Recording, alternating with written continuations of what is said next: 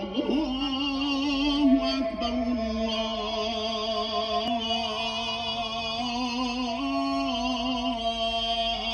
الله أكبر. بذكرى انتصار 10 من رمضان، وذلك بحضور المهندس مصطفى مدبولي رئيس مجلس الوزراء، وحضور فضيلة الإمام الأكبر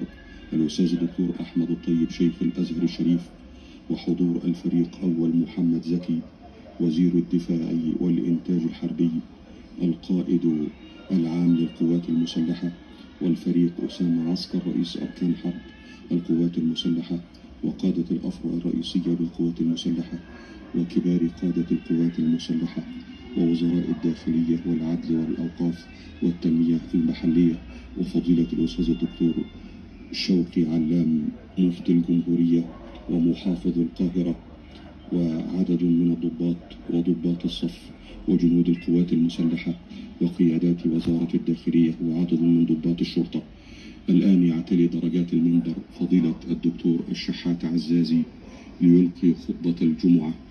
فأدعو الله تبارك وتعالى أن يتقبل منا ومنكم صالح الأعمال، وأن يجعل الله مصر واحة للأمن والأمان بذنب مغفور، عمل الصالحات، وهنيئا لمن جبر بخاطر الفقراء والمحتاجين. اللهم إنا نسألك أن تغفر ذنوبنا، وأن تيسر أمورنا، وأن تيمن كتابنا، وأن